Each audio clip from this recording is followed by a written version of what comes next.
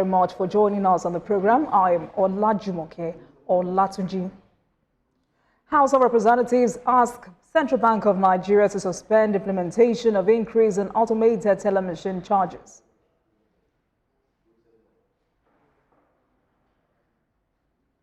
Tonight, the Governor of Nasarawa State, Abdullahi Sule, joins me on the program as we discuss developments in the state under his watch.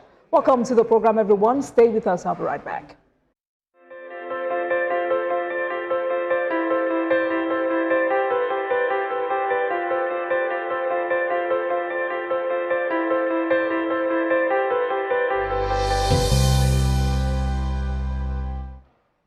Welcome back and thank you very much for staying with us. Nasarawa State, under the leadership of Governor Abdullahi Sule, has recorded developments in strategic sectors, namely agriculture, education, infrastructure, and economy.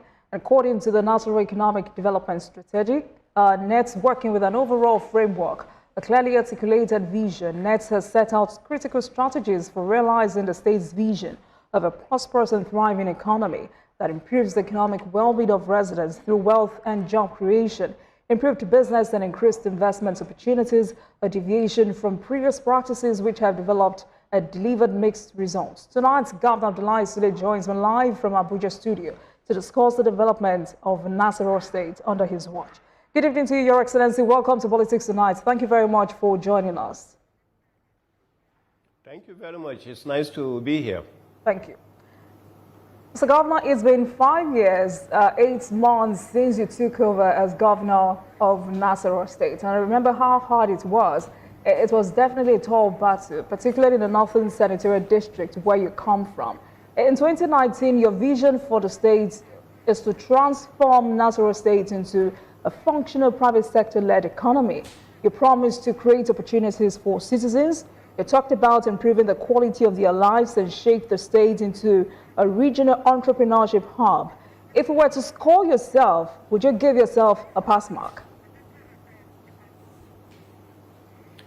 Well, I usually don't like giving myself a pass mark or a failure or any of those kind of scores. I allow other people to do that. But I will say so far so good. For sure, Nasarawa State is better than what we met it right now. So many things that Nasarawa State never had 5 years ago, today the state has most of those things. All the uncompleted projects have been completed with the exception of a road that is roughly about 63 kilometers that we are working on. We have done more new projects than even the ones we inherited. We have changed Lafia from the state capital, from more than just like a glorified local government headquarters into a full-fledged state capital today. We have been able to pay most of the outstandings. Is it in salaries? Is it in gratuities? Is it in that? We have engaged the state as to be the true solid mineral state by now having industries that have springing up in the area of lithium, tin mining, tantalite, and barite. We have been able actually to pay a lot of other students and engage students now into the area of vocational and technical education, something that we didn't have much of. We have established institutions into the area. We have strengthened the healthcare sector. And in fact, Nasarawa State was one of the 4 states that had been rated in the country by the Chatham House when it comes to the primary healthcare agencies in the country. Just today, we have received an award from Sasakawa among, again, another 4 states in the Federation that are known for making aggressive effort in the area of agriculture. And that's even the reason why I'm in Abuja today. So those are the kinds of progress that we have made so far in the various areas. Security-wise, we thank God Almighty, that the state has been able, to secure its borders with some states that have been having lots of challenges. Yes, we have 1 or 2 challenges here and there, but generally, in the North Central region, perhaps Nasarawa is the most peaceful state that you can think of. And that's why we continue to see so many investors that are rushing into the state, trying to establish one over the other. There is no week that goes by without me meeting 3 or 4 investors that are coming into Nasarawa State in the area of urban development, that is housing, in the area of healthcare, that is clinic and hospitals, in the area of agriculture, or mining that has received most of the awards. We have received some of the biggest companies you can think of in the lithium mining, like CanMax, CATL, that have arrived in Nasarawa State to show that. So I can go on and on, and that's so far so good. So congratulations to you on that award. But you know, Mr. Governor, whenever I have an opportunity to speak with Northern governors, I'm always very concerned about education, which they say is the bedrock of any functioning society. Since elected in 2019, would you consider taking out-of-school children back to the classes a top priority of your administration? What have you done so far in ensuring that the issue of having uneducated children on the streets during learning hours is drastically reduced? One thing that we did on arrival is we didn't, coming from my background of the private sector, I didn't want to just say we are investing money in education without even knowing where the money was going to go into. So first we engaged the College of Sciences at the Federal University Lafayette into what we call a baseline survey to look at the 1,400 primary schools we have and the over 400 secondary schools we had, and to look at their needs, what it was that we did, and to look at the number of children we have out of school, whether it is actually girls' child or Almajiris and the rest of that, and to find out why they were out of school. That's what the baseline survey has been able to do.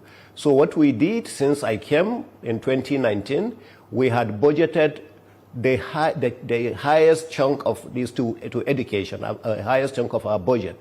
In the year 2020 that we came in, actually 26%. In the year 2021, 31%. In the year 2023, 36%. And now we have gone back down to about 24%.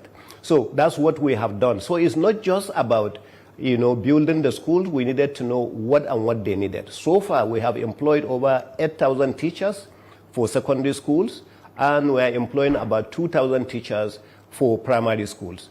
You know, so now a lot of them, the teachers that we have had, probably you had in the news, that there was actually a problem in the employment of some of the 1,000 teachers out of the 8,000 that we have engaged.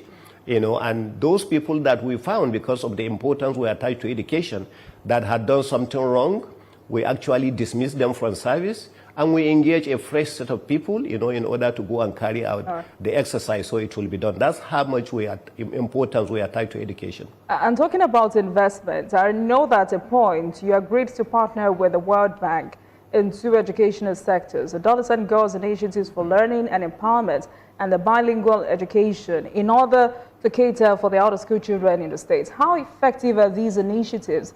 Also, just recently, the federal government disbursed 6.7 billion naira grant to tackle out-of-school children in your state. What measures are on ground to ensure transparency in making sure that these funds meant for these projects are not just waste for some people to enrich themselves?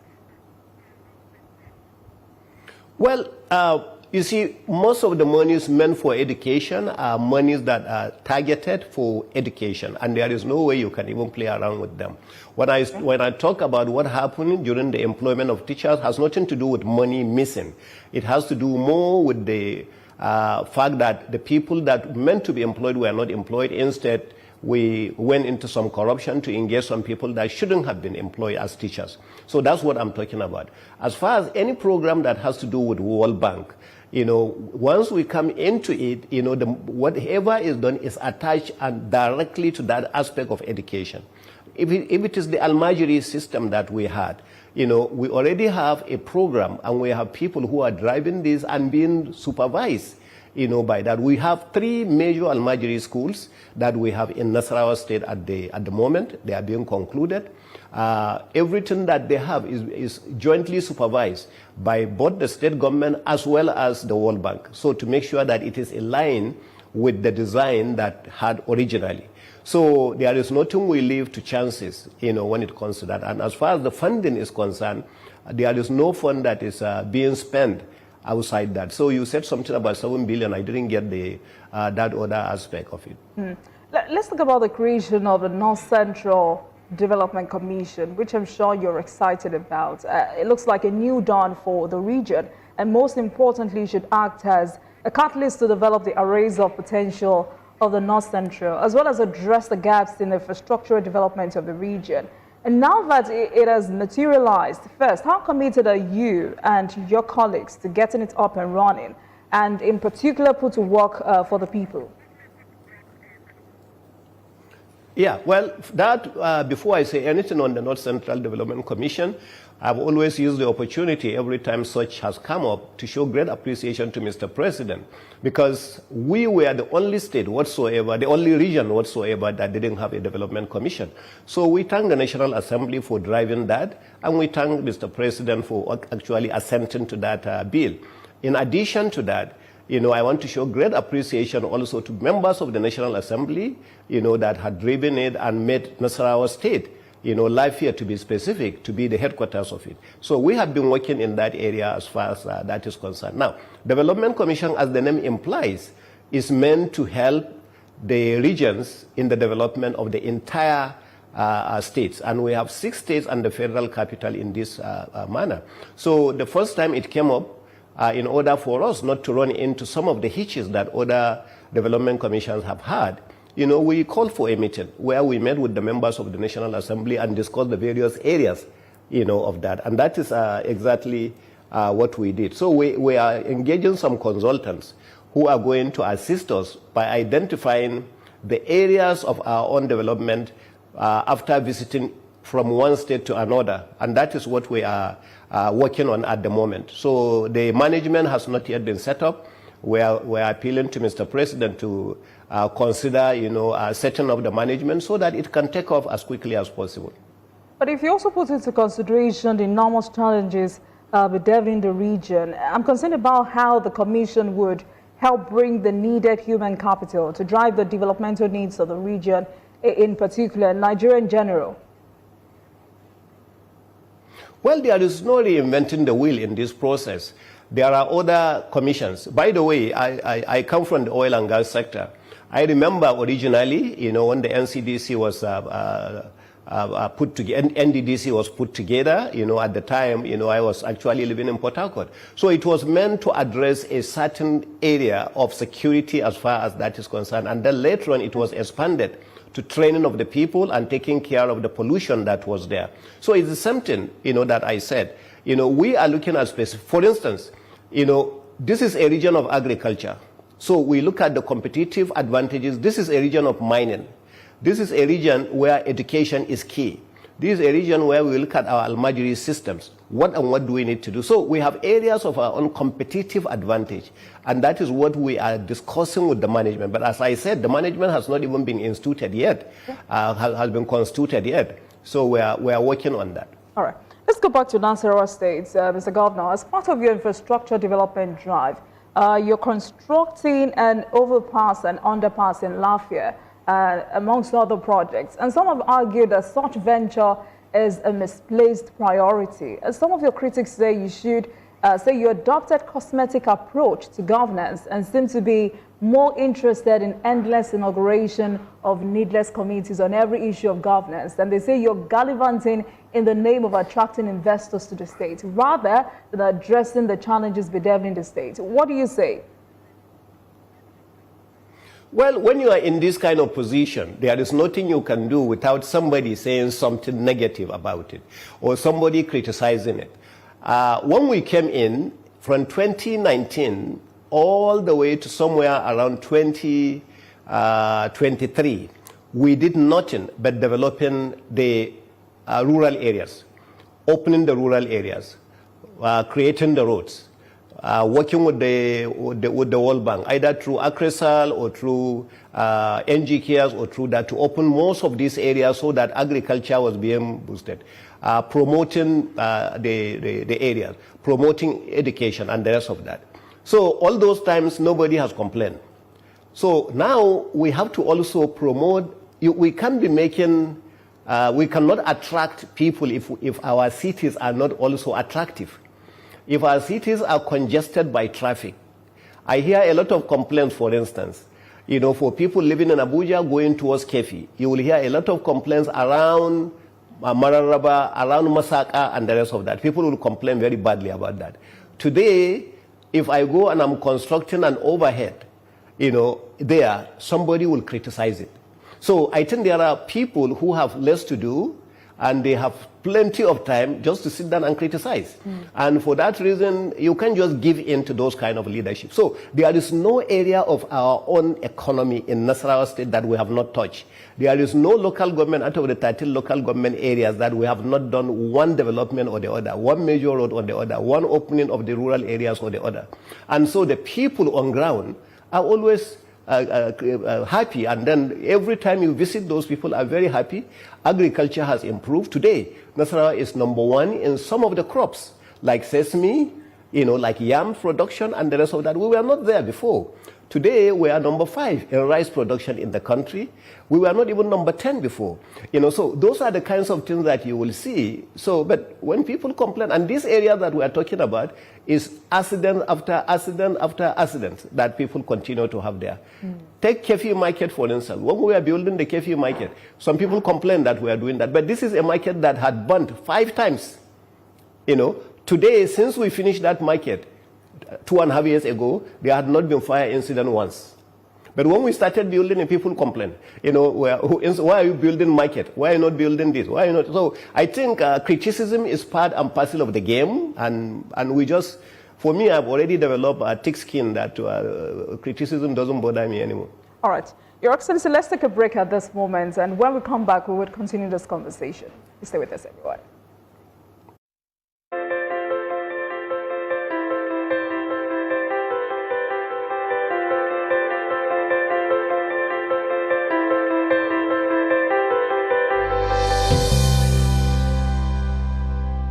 Welcome back to Politics Tonight, everyone. Thank you so much for staying with us. Governor Abdullahi Sule, Executive Governor of Nasarawa State, is on the program with me as we talk about the development strides of Nasarawa State. Your Excellency, thank you very much for staying with us on the program.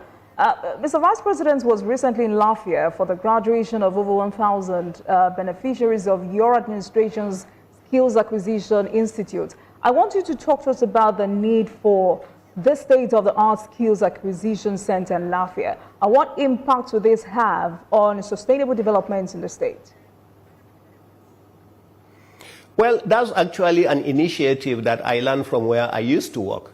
I'm an engineer by background, and I went to technical school, craft school, technical school, in order for me to become an engineer. So I'm an expert welder, both shielded metal arc, electric arc, oxyacetylene, and the rest of that.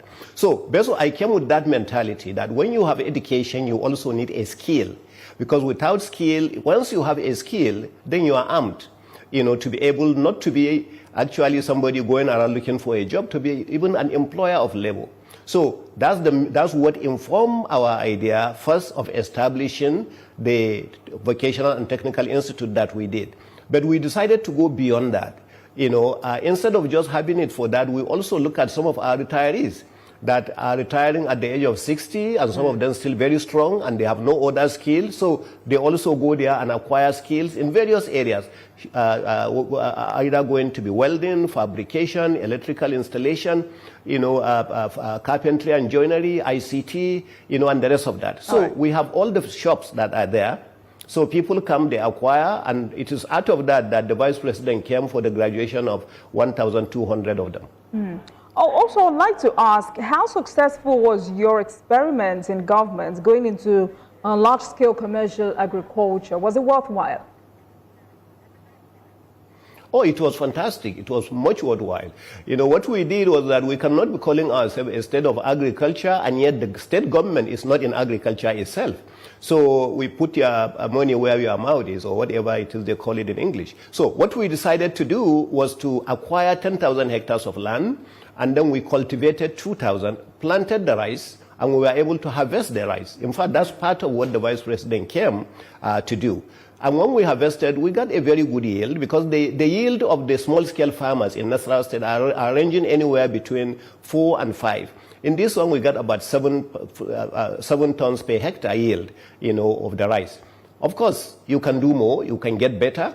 And now we are cultivating more areas, so we are hoping that we'll be able to have between 3,000 and 5,000 hectares. And then we sold most of the rice to Olam, by the way. That's the paddy to Olam for milling. and then we kept about 20% of that, and we still took about 10% of that we are planting in these 5,000 hectares, and we are taking another 10% of that we have shared in every local government areas. We have given them tractors, and we are hoping every local government should be able also to be involved in at least anywhere between maybe 100 to 200 hectares of land, so that they can cultivate a crop that is peculiar to their own area. So it's been a very big success. I'm very happy with what we did. That sounds very interesting, but I'd also like to take you up on other issues. Nasarawa State is making waves right now, perhaps living up to its name, the home of solid minerals. Tell us about your lithium refining plans. And you also announced that about 100 indigenes with technical backgrounds will undergo training in lithium refining. How much money is going into the state government coffers from all of these mining operations? Well, these companies do not belong to the state. These companies actually belong to investors that come in. But let me take you this way.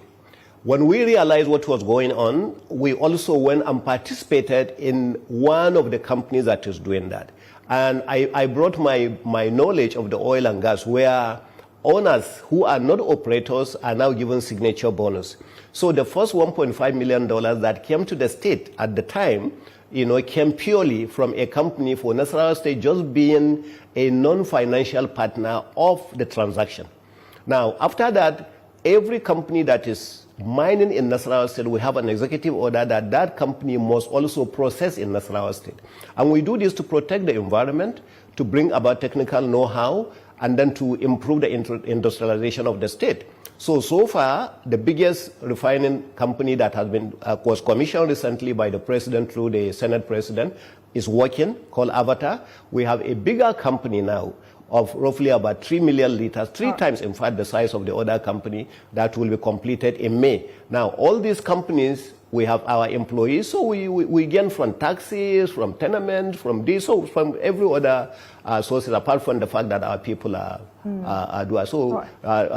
also gaining, technically. All right. Allow me to deviate a bit, Mr. Governor. I'll come back to Nasarawa State, but let's talk about politics. In January, you were very sure Malam Nasir El-Rufai was not going to leave the APC to form a merger somewhere, despite how glaring it was that he was in talks with some members of the SDP. You still had some positive outlook about El-Rufai's constant jab at the APC and the Bola Tinubu-led government. How do you react to this official departure from the APC? Was it too hasty in his decision? Well, Mr. El-Rufai is not from Nasarawa State. He's at the federal list from Kaduna State, even though we have a border. And I think the people of Kaduna State have answered that clearly. I have seen what the governor has said. I saw what the secretary of the party in the state has said. And I saw what the former Senator Sheikh Hussaini also has said. So they don't feel the impact of his leaving the party. They believe it is completely insignificant, and they don't really pay much attention, and they strongly believe that the party may even become more popular in some areas, especially because, when you are a governor, you end up having enemies and friends. So, and the people who spoke so far have shown that Governor El-Rufai actually acquired more enemies than friends, and most of those enemies will now turn around and be an asset to the party. So they are coming back to the party. I was looking at some of the interviews by Sheikh Hussaini, and that's what he said. So I will live by that, because I didn't really come to talk about El-Rufai. I came to talk about Nasarawa State. So I don't think, All right, but, one of the things he said was that the APC was not fair to him. Would you say that was right in its entirety? I don't think anybody leaving or joining the party will change much. To be honest with you, removing a sitting president like Asuwaju Bola Ahmed Tinubu will be an uphill task. Most of the states are doing better now. Most of the party has given him a thumbs high for the wonderful. We just finished our executive meetings. We just finished our caucus meetings, and he received tremendous support from the party and from all the governors so far that were there, and from all the stakeholders that were there. So to say somebody, you know, an ex-governor leaving the party, therefore, is somebody that will make somebody to lack sleep, I don't see it. You know, I think Malam Nasiru El-Rufai has the right to do what he wants to do, and he did what he had to do. So for me, it's not an issue. All right, Your Excellency, quickly before I let you go, how true is it that you've shown interest in contesting for the Nasarawa North senatorial ticket of the APC in 2027?